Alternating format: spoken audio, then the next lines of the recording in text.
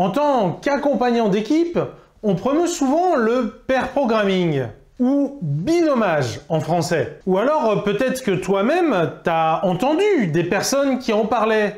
Mais c'est quoi au juste là ce pair programming? Et est-ce qu'on peut appliquer le principe à autre chose que de coder un logiciel? Et puis on en parle là, mais pour autant, est-ce qu'on l'utilise? Est-ce qu'on pratique ce que l'on prêche, ce qu'on dit aux équipes de faire? Pas tellement. Jusqu'à récemment. Mais justement, on s'y met et on tient à t'en parler pour te dire qu'est-ce que c'est et qu'est-ce que ça vaut vraiment en tant que personnes qui l'ont utilisé, en tant que personnes qui font. Donc, le pair programming, c'est quoi? On va plutôt répondre à le pair programming, qu'est-ce qu'on imagine que c'est? Parce que comme on va le voir plus tard dans la vidéo, ce que c'est réellement et ce qu'on en imagine, c'est un peu différent. Et donc, spontanément, qu'est-ce qu'on imagine? On imagine que ça veut juste se dire, se mettre à deux en même temps sur le même ordinateur pour travailler sur la même chose. Et c'est pas faux, mais c'est pas tout à fait vrai non plus. Mais d'abord, avant d'aller plus loin, il faut que tu saches que cette vidéo, elle est sponsorisée par nous, par Scrum Life.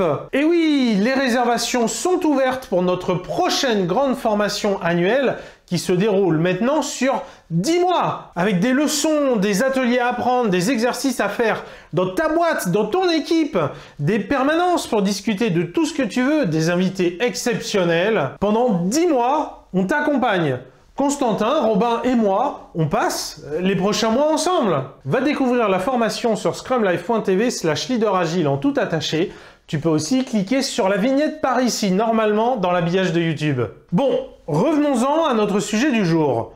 Commençons par regarder ce que ça donne en pratique, cette compréhension simpliste du pair programming. À quoi ça ressemble quand on le fait dans cette approche naïve? Voilà, quand c'est juste se mettre à deux en même temps sur le même ordinateur. On l'a vécu nous-mêmes en tant que développeurs et globalement, tout le monde l'a connu. Donc alors, ça donne quoi? Ça marche bien quand on est bloqué sur un problème ou sur un truc bien velu, un truc bien compliqué qu'on a du mal à faire rentrer dans notre tête. Alors là, dans ce cas-là, on le fait naturellement. On est coincé, on demande de l'aide, on débloque le sujet à deux, tout simplement. Alors évidemment, quand je dis ça se fait naturellement, c'est naturellement quand il n'y a pas de problème d'ego dans cette équipe. Mais oui, voilà, quand on s'entend bien, qu'on ose se dire qu'on est bloqué, on s'entraide quoi, tout simplement. D'ailleurs, si tu apprécies ces plongées dans les coulisses du développement et de l'accompagnement d'équipe, pense à t'abonner à la chaîne. Ça va t'encourager à ne rater aucune de nos explorations. Et puis nous, ça va nous aider beaucoup. Ça nous aide énormément à partager encore plus de contenu comme celui-ci. Bon, et ensuite, voilà, au-delà de la situation, on est bloqué, on est en galère et on s'entraide. Ensuite, qu'est-ce qui se passe? Mécaniquement, dès qu'on se sent capable d'avancer seul, parce que on n'a pas de problème, ou parce qu'on considère que ce qu'on est en train de faire, c'est pas complexe, c'est pas difficile, et alors, on laisse de côté la pratique, on se remet à travailler tout seul. Mais au fait, c'est pas tout à fait ça le pair programming.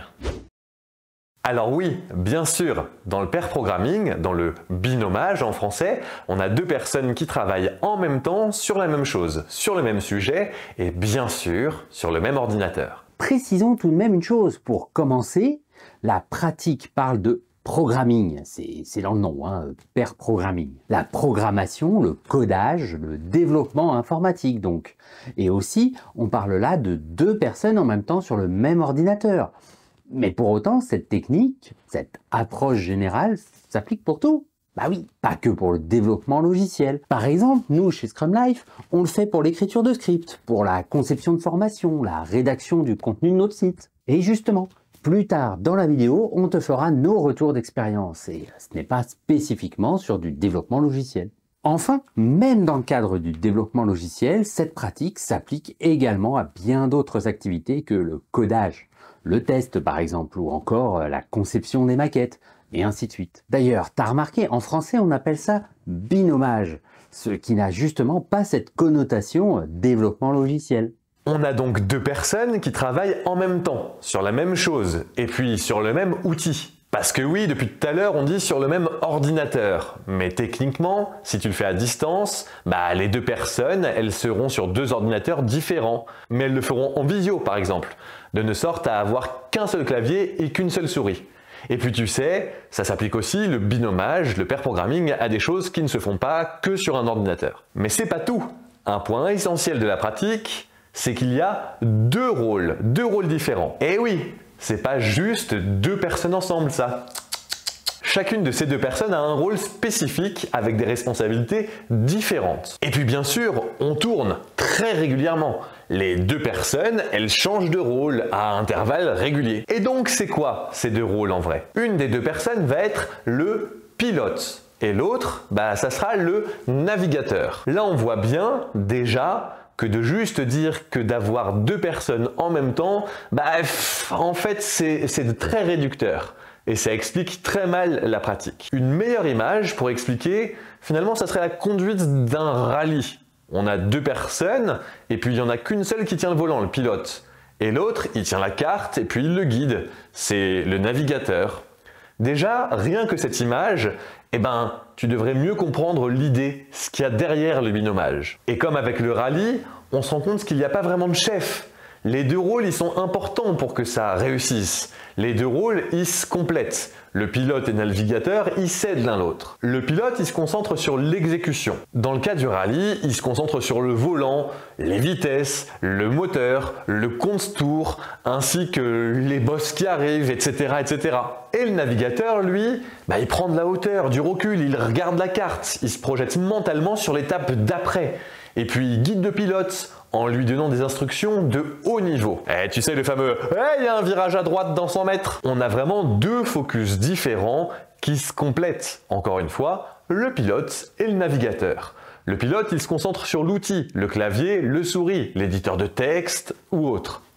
Et le navigateur, il se concentre sur la vue d'ensemble, sur le chemin, sur la direction qu'il faut prendre. Dernier point, comme on l'a dit avant, on fait tourner les rôles. C'est pas toujours le même qui est le pilote et puis toujours le même qui est le navigateur. Par exemple, on peut mettre un minuteur et on le fait tourner régulièrement, très régulièrement. Quand on fait ça, on fait réellement du pair programming, on fait réellement du binomage. L'une des deux personnes est pilote et l'autre, elle est navigatrice. Chacun se concentre activement sur son rôle. Le pilote manipule l'outil et est dans l'exécution, alors que le navigateur, il garde la vision d'ensemble et il guide le pilote, il guide le binôme. Et enfin, comme on l'a déjà dit, l'important, c'est de changer souvent, très souvent de rôle. Ce qui nous a donné envie de faire cette vidéo, c'est que justement, chez Scrum Life, on s'est essayé à l'exercice récemment et on voulait vraiment te partager ça, te faire notre retour d'expérience, ou Rex comme on dit. Donc oui, on a essayé. Et pour de vrai, avec vraiment les deux rôles et tout comme on vient de l'expliquer juste avant. Et franchement, c'est ouf.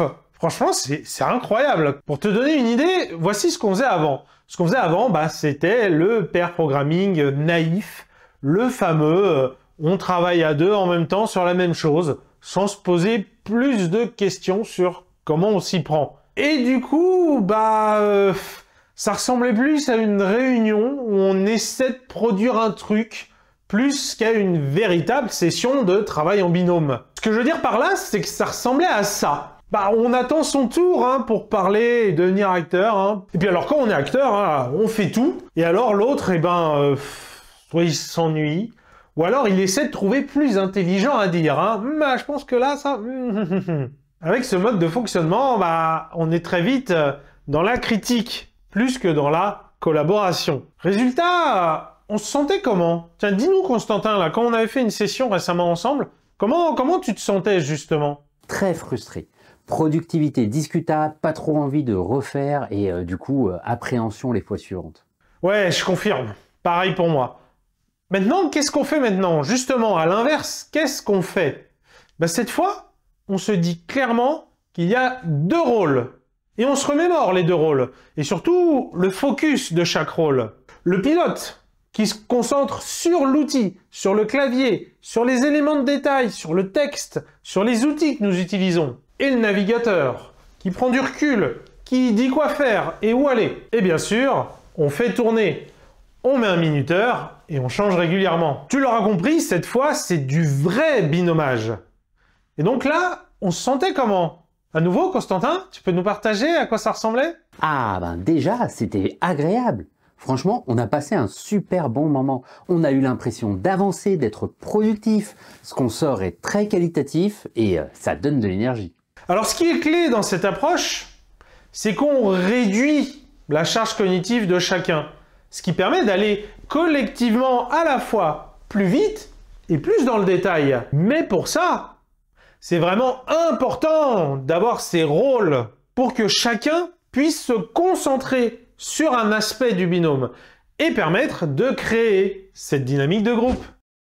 On t'a donné envie d'essayer? Alors voici nos conseils pour que ça se passe bien, que ce soit un bon moment super productif. Tout d'abord, on s'est mis dans le mood. On s'est préparé mentalement au fait qu'on allait faire du pair. On s'est rappelé les règles, les rôles, on l'a fait sérieusement. Pour nous en tout cas, c'était important que ce ne soit pas improvisé sur le pouce.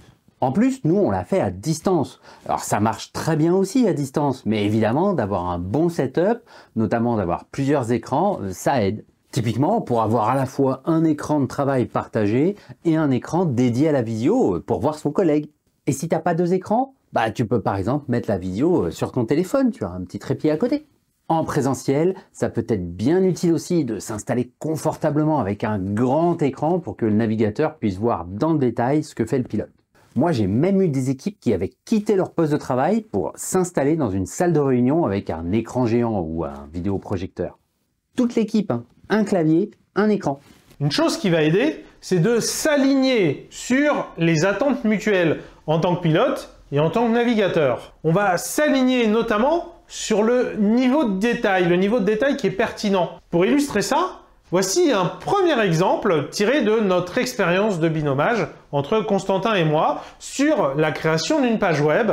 En l'occurrence, on travaillait sur la page qui décrit le nouveau format de la formation. Réserve ta place! Alors d'un côté, on a JP, moi-même, avec ce que j'appellerais une faible sensibilité artistique. Alors quand Constantin est navigateur, moi je vais vouloir qu'il me dise quelle couleur utiliser dans la page web. Mais à l'inverse, quand c'est moi qui suis navigateur, je vais dire à Constantin ce qu'on veut provoquer, mais pas comment faire.